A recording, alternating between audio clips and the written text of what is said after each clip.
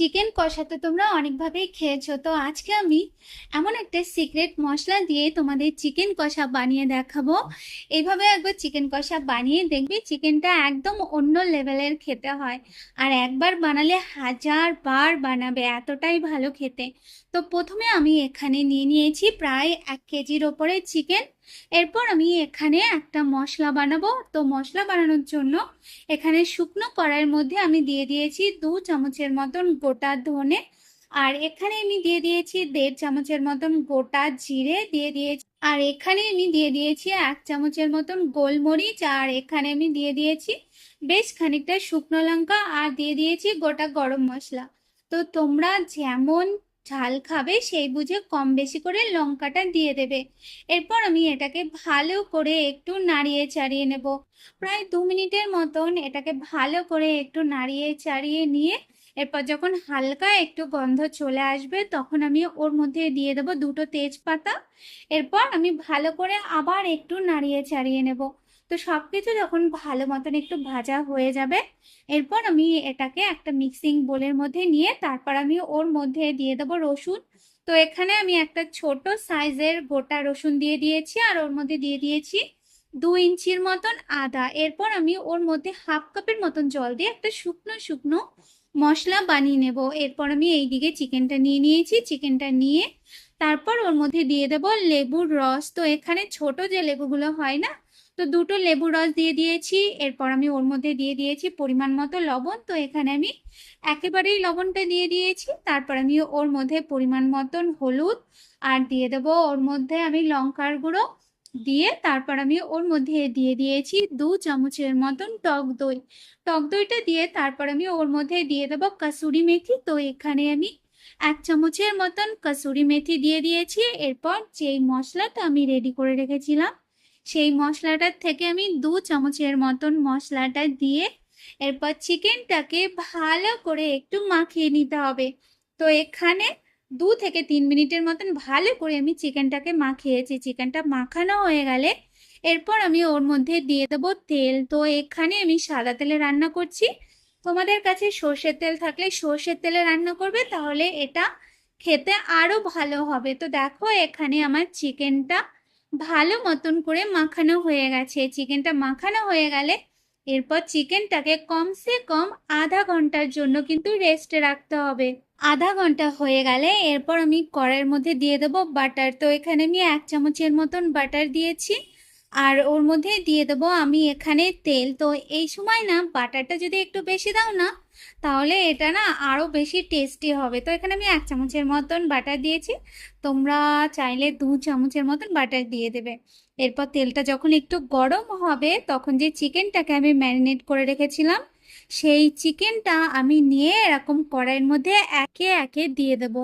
তো এখানে আমি কড়াইয়ের মধ্যে দিয়ে তারপর 2 থেকে 3 মিনিটের মতন একটু ওয়েট করব। আর এই সময় কিন্তু আমি এটাকে মিডিয়াম আঁচে চিকেনটাকে ভাজবো। তো এখানে আমি চিকেনটা কড়াইতে ভাজছি। তোমরা চাইলে এই সময় চিকেনটাকে তাওয়ার মধ্যেও কিন্তু ভেজে রান্না করে নিতে পারো। তো এই যে দেখো চিকেনটা আমার একটা সাইড ভালো মতন ভাজা হয়ে গেছে। এরপর আমি চিকেনটাকে উল্টিয়ে দিয়ে চিকেনের অপর সাইডটাও ভালো করে একটু ভেজে নেব। যখন দুটো সাইডে লাল লাল কালার চলে আসবে তখন আমি চিকেনটাকে উঠিয়ে নেব। আর এইভাবে একবার চিকেন বানিয়ে দেখবে। চিকেন কষা তো তোমরা অনেকভাবে বানিয়ে খেয়েছো, এইভাবে শুধু একবার বানিয়ে খেয়ে দেখবে, দারুণ খেতে, দারুণ। তো এই যে দেখো চিকেনটা আমি উঠিয়ে নিয়েছি একটা প্লেটের মধ্যে। এরপর আর যে চিকেনটা ছিল সেই চিকেনটাকেও আমি ওই একইভাবে ভেজে নেব। আর এই সময় তোমরা যদি আমার চ্যানেলে নতুন হয়ে থাকো তাহলে প্লিজ আমার চ্যানেলকে সাবস্ক্রাইব করে দিও। আর রেসিপি যদি তোমাদের ভালো লাগে তাহলে প্লিজ প্লিজ অবশ্যই একটা কমেন্ট করে জানিও যে তোমাদের কেমন লাগলো। তো এই যে দেখো আমাদের চিকেনটা ভালো মতন ভাজা হয়ে গেছে। এরপর আমি চিকেনটাকে প্লেটের মধ্যে উঠিয়ে রেখেছি। আর এই সময় যে এই চিকেনটা না একদম ভালো মতন সেদ্ধ হয়ে গেছে। এরপর আমি চিকেন ভাজার যে তেলটা ছিল সেই তেলের মধ্যে আমি দিয়ে দেবো পেঁয়াজ কুচি। তো এখানে আমি 4টে মিডিয়াম সাইজের পেঁয়াজ দিয়েছি। এরপর পেঁয়াজটাকে ভালো করে একটু ভেজে নিতে হবে। পেঁয়াজটা যখন একটু নরম হয়ে যাবে তখন যে চিকেন ম্যারিনেট করা যে মশলাটা ছিল সেই মশলাটা দিয়ে দেবো। যদি চিকেন ম্যারিনেট করার পর মানে যে মশলাটা ছিল সেই মশলাটা যদি না থাকে, তাহলে যেই মশলাটা বানিয়ে দিয়েছিলাম না চিকেন মাখানোর সময়, সেই মশলাটা তাহলে 1 চামচের মতন দিয়ে দেবে।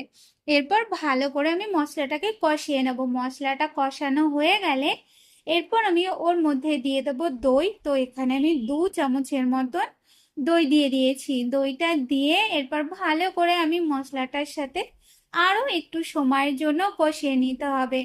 তো এখানে প্রায় 1 মিনিটের মতন ধরে আমি মশলার সাথে দইটাকে ভালো করে একটু কষিয়ে নিয়েছি। আর এখানে তেলটাও ছেড়ে দিয়েছে। এই সময় আমি দিয়ে দেবো একটু গুঁড়ো মশলা। তো এখানে আমি দিয়ে দিয়েছি একটু হলুদ গুঁড়ো, আর এখানে আমি দিয়ে দিচ্ছি একটু কাশ্মীরি লঙ্কার গুঁড়ো। আর এই সময় যদি লবণটা তোমরা কম দিয়ে থাকো তাহলে লবণটা দিয়ে দেবে। এরপর ভালো করে আবার একটু নাড়িয়ে ছাড়িয়ে নেব।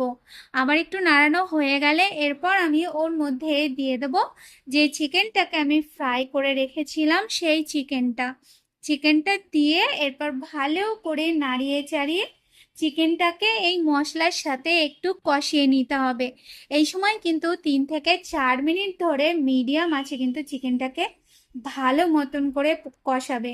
চিকেনটা 3-4 মিনিটের মতন ভালো মতন কষানো হয়ে গেলে এরপর আমি চিকেনটাকে ঢাকা দিয়ে দেবো। চিকেনটা ঢাকা দিয়ে একটু সময়ের জন্য হতে দেবো, মানে ধরো 4 থেকে 5 মিনিটের মতন আবার চিকেনটাকে একটু রান্না করে নেব। তো 4-5 মিনিট হয়ে গেলে এরপর আমি চিকেনটাকে ভালো করে একটু নাড়িয়ে নেব। তোমরা যদি চাও চিকেনের মধ্যে একটু গ্রেভি, তাহলে এই সময় কিন্তু একটু গরম জল দিয়ে দেবে। গরম জল দিয়ে তারপর একটু সময়ের জন্য ফুটিয়ে নেবে। তো এখানে আমি জল দিলাম না। এরপর সবার লাস্টে বেশ খানিকটা ধনেপাতা কুচি দিয়ে তারপর চিকেনটাকে ভালো মতন করে একটু নাড়িয়ে নেবে। বা সবার লাস্টে দিয়ে দেবে আর একটু বাটার। এরপর নাড়িয়ে নিলেই আমাদের টেস্টি টেস্টি চিকেন কষা কিন্তু একদম রেডি। এটা রুটি, পরোটা, ফ্রাইড রাইস, পোলাও অথবা ভাত, যে কোনো কিছুর সাথে কিন্তু তোমরা এটাকে ট্রাই করতে পারো। ভীষণ ভালো খেতে। একবার শুধু বানিয়ে দেখবে, তারপর আমায় বলবে যে তোমাদের কেমন লাগলো। তো এই চিকেনের রেসিপিটা তোমাদের যদি ভালো লেগে থাকে অবশ্যই আমাকে জানিও। আজ তাহলে এই পর্যন্ত, দেখা হচ্ছে নতুন রেসিপির সাথে। টাটা।